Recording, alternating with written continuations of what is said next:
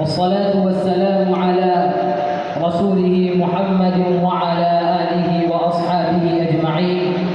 أما بعد، أولا أن أشكر الله تبارك وتعالى على أنه وفقني أن ألقي عليكم خطبة وجيزة حول موضوع رسولنا لا يحتاج إلى شهادة العظماء، بل إن عظماء التاريخ في حاجة إلى شهادته صلى الله عليه وسلم. يسرني أن أقف اليوم لأتحدث عن الشخصية العبقرية، فعليكم أن تصغوا إلي آذانكم واستمعوا لي بكل استماع. أيها الإخوة، هذه الكرة الأرضية المجموعة البشرية شهدت منذ بدء الخليقة عددا حائلا من رجالات العلم والمعرفة والعزم والإرادة والإصلاح والبناء، فقام فيها فلاسفة مصلحون ووطنيون وأصحاب الحروب والملاحم ورجال الفن والإبداع وأمراء الأدب واللسان وسلاطين أسسوا إمبراطوريات وحكماء أنشأوا حضارات وعلماء وضعوا علوما وفلسفات ومغاربون اكتشفوا قارات أو قل إذا شئتم. إنها روضة غناء وجنة فيحاء صنعتها يد الله سبحانه وباركتها وقدرت فيها أرزاقها ومراحلها، فتروا فيها كل نوع من الزهور والورود وكل نوع من الأشجار والثمار، ولكن أي فرد من أفراد هذه المجموعة وأي زهر من زهور هذه الجنة لم يأت بما أتى به سيدنا محمد صلى الله عليه وسلم.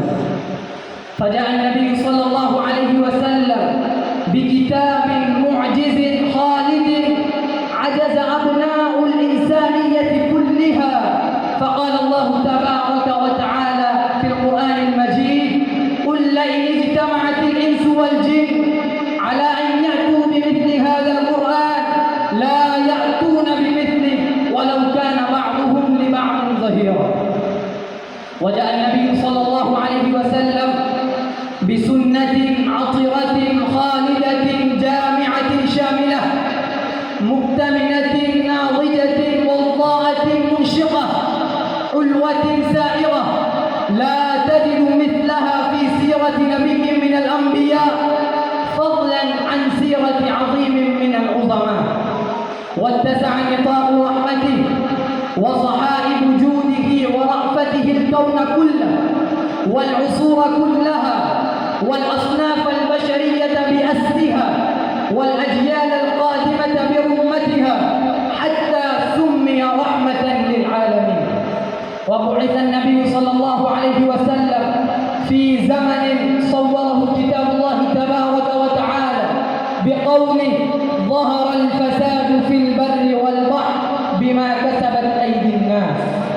فأخذ النبي صلى الله عليه وسلم بحجز الإنسانية الراكضة إلى النار المتساقطة في الهاوية المتلحفة إلى الجحيم والعذاب الأليم، فأنقذها بنور من ربه وتحييده وتوفيقه ورعايته من هذا الانتهاء العام ومن هذه الشقاوة التي ما بعدها شقاوة ومن هذه الخسارة التي ما بعدها خسارة.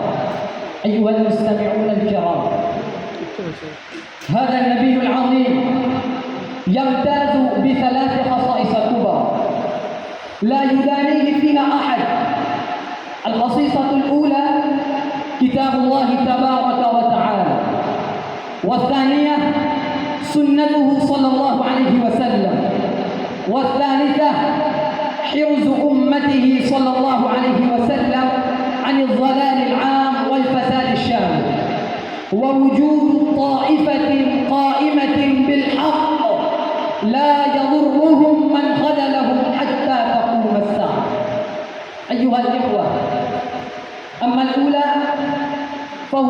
الكتاب الذي حفظه الله من الضياع والنسيان ومن التحريف والتغيير ومن الاختلاف في المحكمات والمتشابهات. فقال الله تبارك وتعالى: إنا نحن نزلنا الذكر وإنا له لحافظون. وقال أيضا: إن علينا جمعه وقرآنه فإذا قرأناه فاتبع قرآنه ثم إن علينا بيانه.